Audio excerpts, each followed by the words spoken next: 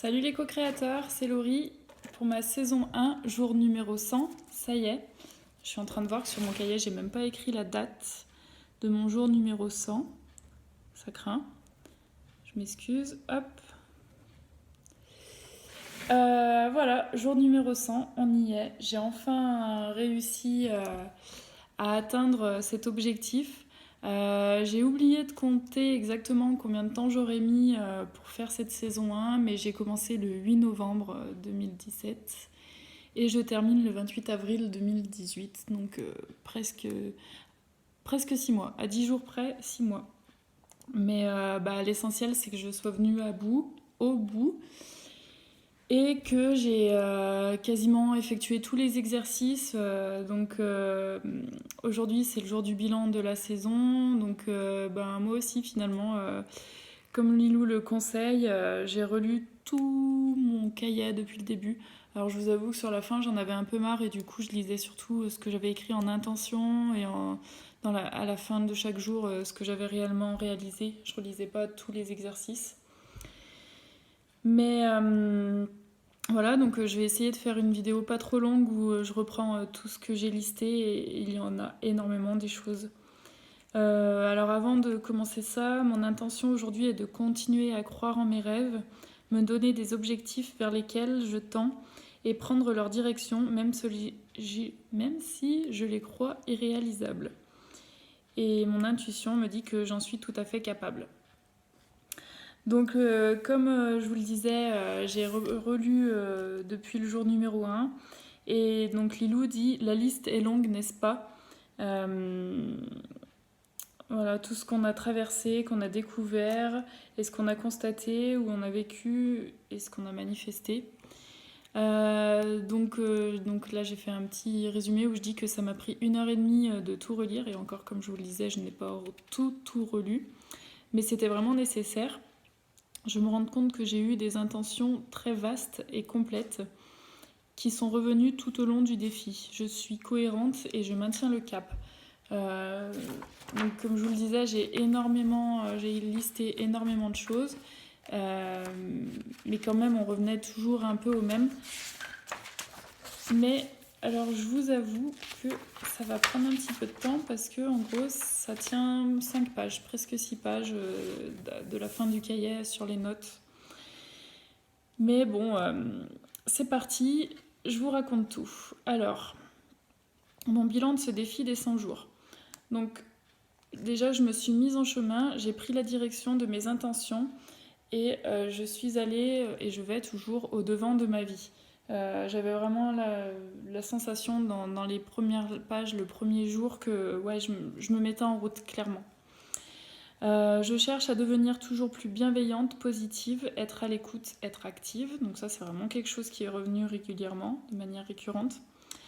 J'ai fait mes vidéos presque tous les jours, je sais pas, je pense que j'ai fait au moins 90 vidéos, je pense, j'ai pas exactement le nombre en tête. Et ça, c'est vraiment parce que Lilou m'a convaincue dans la partie introduction en disant que ça permettrait de faire des pas de fou, des pas de géant. Et voilà, donc je tenais vraiment à le faire. Je l'ai pas fait tous les jours, mais presque. Je me sens depuis que j'ai fait ce défi, je me sens mieux, à l'aise dans mon corps, en paix avec moi-même. J'ai adoré faire les exercices de Lilou, je les ai tous faits, à part ceux où il fallait bouger, en particulier où il fallait danser. Là-dessus, Wonder Woman, je crois, est une pro, donc va falloir que je m'inspire d'elle. J'ai tenu parole et voilà, ça c'est quelque chose que j'avais noté au début et que j'avais oublié. J'ai toujours diffusé le premier rush de mes vidéos sans modification et en toute spontanéité. J'ai jamais refait une vidéo ou supprimé une vidéo en me disant non, je peux pas la diffuser. Par contre, ce que je pense que je vous ai jamais dit, c'est que pour chaque vidéo, je l'ai toujours revisionnée avant de la mettre sur le site. Même si en aucun cas j'ai fait aucune modification, j'ai jamais refait une vidéo. J'avais besoin de me... Alors deux choses, je pense. J'avais besoin de me rassurer et d'avoir un petit regard de contrôle avant de valider la publication. Mais en même temps, je le faisais aussi beaucoup pour moi parce que, donc, comme Lilou dit que le fait de se voir en vidéo nous permet d'avoir une vision plus concrète de nous-mêmes et donc d'avancer plus, de nous améliorer, etc. C'était aussi pour ça que je le faisais. Mais je pense que ma motivation numéro 1 à revoir ces vidéos, c'était plus du contrôle et pour me rassurer aussi de ce que j'allais donner à l'écran, on va dire. J'ai fait 2 magnifiques tableaux de vision dont je suis très fière. Ça m'a marqué parce que je vous ai souvent marqué du fait que je voulais faire de la méditation à mes grands-parents, ce que je n'ai toujours pas fait. Et c'est quelque chose que j'avais mis en intention du jour 3. Donc ça m'a marqué pour dire que c'est quelque chose qui m'a suivi tout au long du défi et que je n'ai toujours pas fait. Donc ça, clairement, c'est quelque chose... Un échec, je sais pas, parce qu'il y a l'envie, il y a... J'ai mis en place quand même des choses pour tendre vers ça, mais je ne l'ai pas fait. Je suis pas allée jusqu'au bout de cette action. J'ai persisté, je me suis respectée et je me suis écoutée et j'ai agi ainsi avec moi et avec les autres. Voilà, donc le fait d'écouter les autres, de les respecter. Prendre toujours plus de temps avec moi-même et pour moi-même et avec mon mari. Apprécier les moments passés en famille. Au fur et à mesure qu'avançait le défi, je me suis impliquée de plus en plus et je lui ai laissé plus de place dans ma vie. Donc laisser plus de place au défi, pour plus de temps pour faire les exercices, et comme je dis, là, je me suis impliquée davantage aussi, je me suis dévoilée davantage. Je suis moins restée neutre et au début j'étais très dans des conversations bateaux, des discussions, des grandes théories et finalement plus ça allait et plus je vous dévoilais des choses plus personnelles sur ma vie. J'ai pris de l'assurance et de la confiance en moi. Je me pose moins de questions sur tout, je me torture moins l'esprit, les pensées.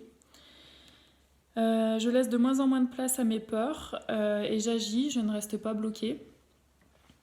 Je suis active et voir que j'emmène mes proches avec moi, c'est vraiment gratifiant. Je suis vraiment un moteur. J'ai un meilleur rapport au temps, je suis moins stressée, je me presse moins. J'ai de plus en plus recours à la méditation de manière informelle dans mon quotidien. Donc, par exemple, beaucoup revenir à ma respiration ou être dans le moment présent. Je sors plus souvent de ma zone de confort. J'ai appris à m'aimer, à me considérer, à me regarder droit dans les yeux et à me dire que je m'aime. Ça, c'est vraiment une de mes grandes fiertés, je dirais, parce que je me suis longtemps détestée et jugée, critiquée, et ben, ça est en train vraiment de changer. Je développe ma créativité et en particulier dans ma cuisine, dans les plats que je prépare, je cuisine de plus en plus. Donc je mange de plus en plus sain. J'ai amélioré mon mode de consommation, que ce soit culinaire dans ce que j'achète, ou amélioré aussi mon mode de consommation dans mes achats. J'achète plus de bio, des produits en vrac. Donc du coup, c'est le point qui suit. Je cherche à réduire mon empreinte carbone, à voir à quel point nous avons de la chance d'être de plus en plus nombreux à nous sentir concernés et ainsi trouver plus facilement des alternatives, des points de vente, des choses comme ça. Au jour numéro 9, je me suis révoltée contre ma mère et j'ai décidé de ne plus subir la pression qu'elle exerce sur moi. En gros, c'est pour une discussion sur le fait d'avoir un enfant. C'est vrai que c'est quelque chose que j'ai jamais vraiment discuté avec vous.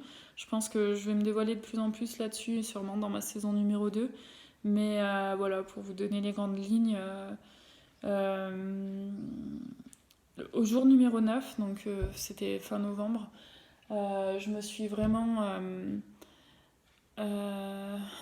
j'ai été une vraie furie en fait, dans une conversation où d'habitude j'esquive et je laisse couler et je subis la conversation. J'ai décidé de dire stop et de ne plus subir. Et c'était pas joli à voir.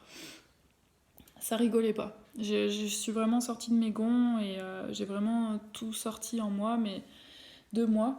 Mais ça a été vraiment le déclic pour arrêter de subir cette pression, un peu la pression sociale aussi.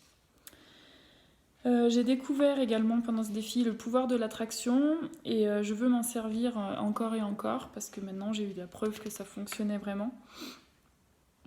J'ai développé mes intentions et mes visions de la vie telles que je la souhaite. J'ai œuvré pour rassembler ma famille. J'ai fait le vide dans mes placards et donné énormément pour aider autrui. Je me suis ouverte sans filtre à mes parents et je leur ai dévoilé tous mes mal-être du passé. Donc ça aussi, ça a été des grandes conversations, des soirées très... je pense qu'ils ont débloqué beaucoup de choses, autant pour moi que pour eux. Ils ont découvert beaucoup de choses, je pense qu'ils ne leur ont pas fait plaisir, qu'ils ne se doutaient pas sur moi. Mais en tout cas, moi j'ai vraiment l'impression d'avoir crevé l'abcès. J'ai fait évoluer mes points de vue et ma façon de voir les choses, les gens. Je me suis ouverte, je suis moins fermée dans ma manière de voir les choses et de les interpréter aussi. Un petit clin d'œil à Amandine, je fais des pas, plein de petits pas. Je ne reste pas figée et au final j'avance. Non, pour au final avancer, cheminer et faire un sacré bout de chemin, dont je suis très fière. Je vois plus grand pour mes intentions. Au début, c'est vrai que, comme je vous le disais, j'étais très vague et je n'y croyais pas trop. Maintenant, je me lâche, je me débride, je me libère, je m'autorise à y croire, à rêver, à visualiser en grand. Je vis toujours plus dans le présent. Je passe plus de temps avec des personnes constructives et je m'éloigne des personnes négatives et nocives. Je garde espoir quoi qu'il arrive, surtout dans les situations où je vois le noir partout. Je regarde de plus en plus la vie en face et j'essaye de moins baisser les yeux. J'accepte de me tromper, d'avancer, de ne pas rester bloquée, d'apprécier aussi de se tromper justement, d'accueillir de manière détendue, tout ça. Pratiquer intensément la gratitude, ça me parle tellement, ça me plaît, je me retrouve, c'est en accord avec moi-même. On tient le bon bout, il reste une page. Je laisse de la place aux déceptions, j'accueille ce qui me fait peur pour permettre d'avancer. J'accepte de prendre mon temps et que toute situation ou projet évolue. Avant, par exemple, pour prendre l'exemple de mon bilan de compétences, si je me lançais là-dedans, ça voulait dire faire le bilan de compétences et derrière changer de carrière. Alors que non, ça, je suis en train vraiment d'apprendre que je peux faire un bilan de compétences et rester à ma place ou partir dans une direction, rectifier le tir, revenir, repartir, avancer, évoluer, cheminer. Je sais maintenant, j'ai cette vision du fait que c'est pas parce que je m'imagine les choses d'une certaine manière qu'il faudra que ça soit comme ça. C'est au contraire. C'est constamment la vie, c'est ça, de toute façon, rectifier le tir et cheminer, avancer, serpenter un petit peu. Réaliser que j'étais mon pire ennemi et que j'ai rectifié le tir là aussi et que j'ai également baissé la barre, que je mettais trop pour moi dans mes objectifs, dans l'attente que j'avais de moi. Je me mettais vraiment la barre trop haut. Être moi-même avec mes excentricités, ne plus chercher à rentrer dans un moule, juste vivre et oublier le regard des autres. Et alors là-dessus, je pense que vraiment les vidéos, ça m'a énormément aidée. Avoir pris tout mon temps pour faire ce défi, m'être écoutée, avoir fait des pauses et ne pas m'être jugée ou critiquée pour cela. Ça, c'était vraiment un point très important pour moi. Me respecter et aller à mon rythme. Être toujours plus authentique, spontanée, naturelle, et en particulier, encore une fois, dans les vidéos, moins me brider, me contrôler. Sortir plus rapidement de mes colères et de mes moments d'agacement. Ça, je pense que c'est la méditation qui m'aide énormément là-dessus. Être heureuse, libre, sereine, détendue, zen. Marcher avec confiance dans la direction de mes rêves. Et entre autres, avoir concrétisé 2 projets qui me tenaient à cœur et que au début je prenais un petit peu à la rigolade et que je balançais un peu en l'air comme ça, qui sont mon bilan de compétences et notre voyage en Polynésie française. C'est vraiment des choses auxquelles j'ai donné du concret. Et j'ai pris contact avec mon enfant intérieur dans une séance de méditation et ça c'est vraiment quelque chose que je souhaite recommencer et développer pour m'aider à me retrouver moi-même et à être en paix avec moi-même. Voilà, donc finalement 14 minutes ça va, c'est pas tant la cata que ce que je pensais. Je pensais que ça allait prendre beaucoup plus de temps pour vous raconter tout ça. Voilà, donc du coup, j'en profite pour vous redire mes intentions pour ma saison numéro 2, même si il n'y a pas grand-chose de nouveau. Donc m'initier au Reiki, prendre des douches plus courtes et moins chaudes. J'ai pas oublié une. Et oui, il y a aussi m'initier à la salutation du soleil, faire aboutir mon bilan de compétences et poser des actions concrètes qui en découleront, et développer mon intuition. Ça, donc voilà, dans la dernière vidéo que je vous ai faite, je vous ai dit, suite au bilan de compétences, on m'a beaucoup parlé d'intuition. Donc c'est quelque chose qui n'est pas encore arrêté, mais je pense vraiment que ma saison numéro 2 sera avec un défi intuition. En tout cas, ça m'a énormément plu de faire ce défi, de vous avoir rencontré et d'avoir pu partager avec vous autant sur vos problématiques que sur les miennes, de vous donner mon avis et d'avoir reçu vos conseils. Je sais pas, même si je pense que je serais prête aussi à refaire le même cahier, ça me dérangerait pas. Mais à voir, tout ça, ce sont des choses qui ne sont pas encore arrêtées. J'ai pas encore acheté de cahier, alors je sais que c'est pas indispensable de faire avec un cahier, mais moi pour l'instant j'en ai besoin, j'ai besoin d'un cadre. Comme je vous l'avais dit aussi, je vais faire mon massage bienvenue à Tahiti. Donc ça va être cool, faut que je prenne rendez-vous du coup. Et voilà, je suis très très fière de moi, je suis impressionnée. J'ai un peu l'impression que c'est figé dans le temps, dans le sens où j'y voyais très loin et à la fois